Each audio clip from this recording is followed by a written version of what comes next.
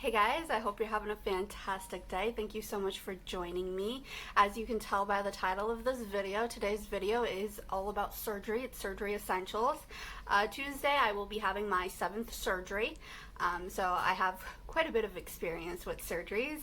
This will be my 4th, hopefully, laparoscopy, although at this point, or really, I guess you could say 4th abdominal surgery is what we should say to be on the safe side, because at this point in time, there's no guarantee that it's going to be a laparoscopy. That's the hope, but they're not able to visualize everything that they need to on a CT, so I'm not holding my breath that it'll be a laparoscopy. It could be open, but regardless, either way, I mean, a lot of the items that I'm going to go over are kind of the same. So we're going to jump right into it because I have a lot to go over and we want to get it done as quickly as possible. Alright guys, so the first thing I have are socks. Fuzzy socks are essential for me, even though it is summer. It is definitely a comfort thing, especially because they are so soft. And when you're in the hospital, hospitals are cold, so, and even when I come home, I tend to be a little bit more on the cold side, so I like to have them on hand. They were labeled as a Christmas set of socks. I'm not really sure if they're Christmassy. They're more like, I think, just winter. And then these are other socks, which you can tell are a lot thinner, and they have the grips, which I thought, this is like so genius. They're regular socks with grips. I was like, why did I not know that these existed?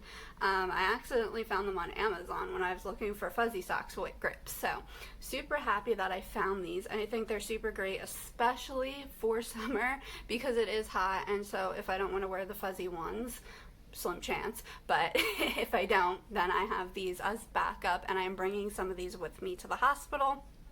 And they're actually something I'm supposed to be wearing anyways. I'm supposed to be walking around with either like slippers or something with grips because I do have the tendency to slip and fall. And then along those lines, I recommend getting underwear and like clothing that is bigger than your size. So I went about 1 to 2 sizes up in everything. So like instead of a large, I got like an extra large or an XX large, just to make sure that stuff would fit properly. I generally run medium to large. It depends how much I'm swelling.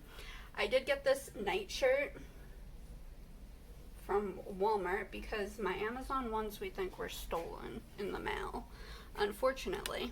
It was like right by my house according to UPS one day, and then the next day it was nowhere to be found, and my insure was stolen too, so I am not having good luck with that Amazon order this time. So we got one of these night shirts from Walmart. It is a large, so it is bigger than I would typically get, but I want extra space this way for swelling, first of all, and second of all, just for comfort, because when you have incisions, you really don't want anything touching the incisions, to be honest. So I don't know where my incisions are going to be, so I wanted to play it safe and get, you know, bigger items to wear, and hopefully it works out pretty good. So okay, so these next 2 items I did show in my car, what I'm bringing in the car essentials video, but I'm going to show them again because I feel like they're worth repeating. This is like a cushion or a pillow for your seatbelt to put like on your lower abdomen, and it's supposed to help. This way there's kind of like a barrier between you and the seatbelt, especially when, you know, you have, like I said, incisions and it's going to be painful, and with the bumps in the road, I think this is going to be a really great tool.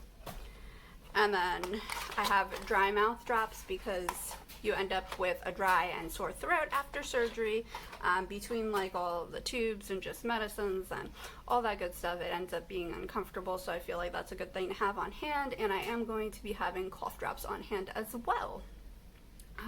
So the next thing that I'm going to talk about is showering stuff, because you're not able to shower for at least 48 hours after a laparoscope usually, and this does vary by what you're having done and how stuff goes and all different factors, obviously.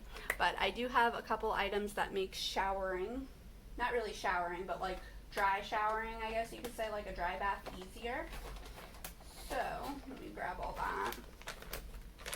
So I finally found face wipes that I'm not allergic to. I cannot tell you how many brands I have went through, and thankfully with the combination of my mast cell meds and like the mast cell calming down some and going all organic, I found something that works. So these are called Clinical Works Antioxidant Renewal Micellar, I'm saying that wrong, cleansing wipes. And they're also like makeup remover wipes, but they are cleansing wipes, which is what I needed them for, obviously.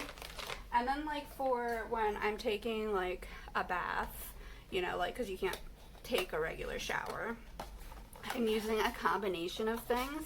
These I like absolutely love so much. These are like, I haven't had like a better shower wipe than these, to be honest, and I've tried a lot of them.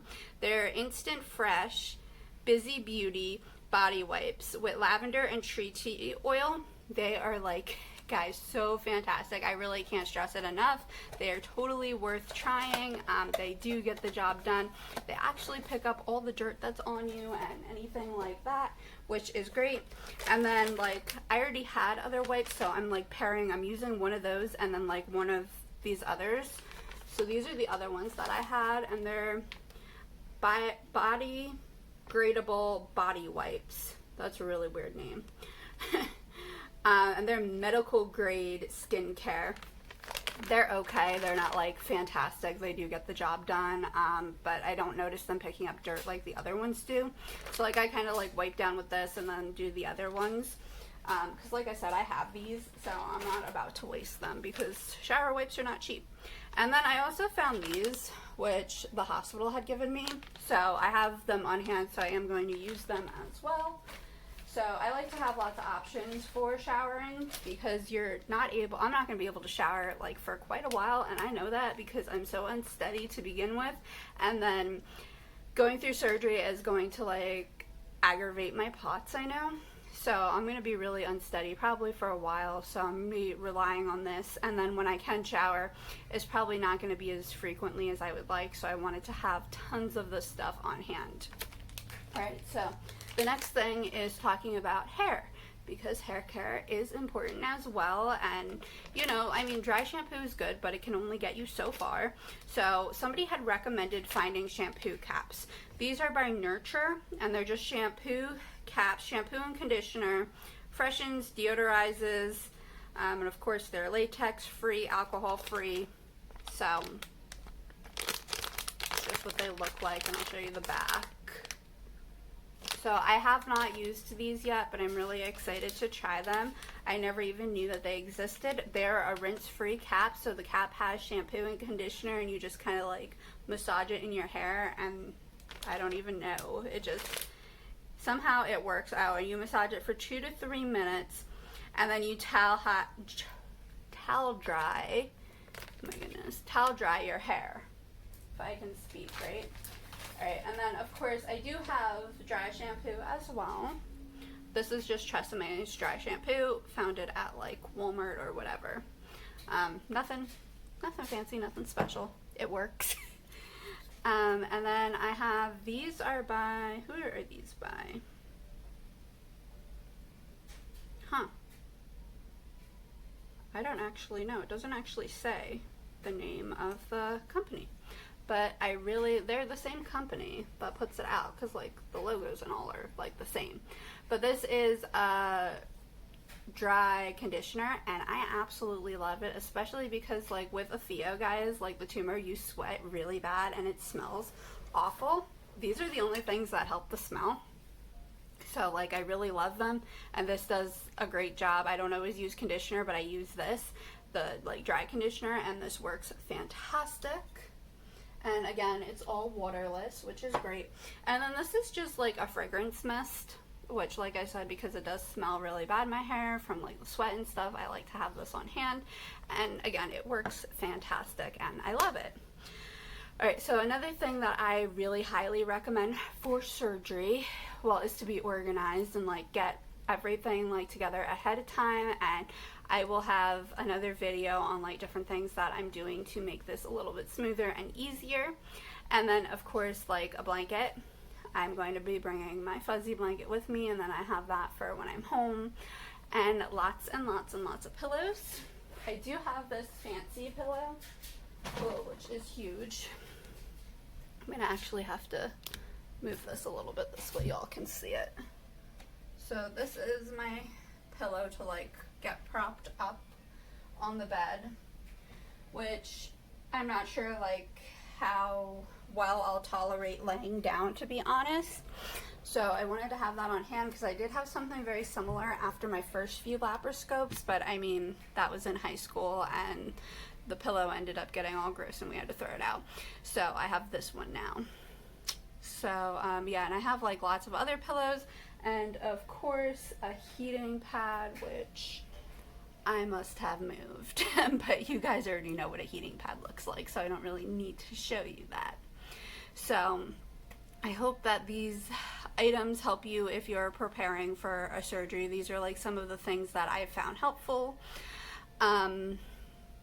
Yeah, I was supposed to pick up like Gas-X, but I totally forgot. I don't think that that's going to help because they pump your belly with air sometimes when they're like doing laparoscopies, but I never really found like that to be helpful. I usually would use like warm Sprite or different teas, so like a peppermint type tea, or probably honestly some black tea because that's what I really like and it helps other symptoms as well.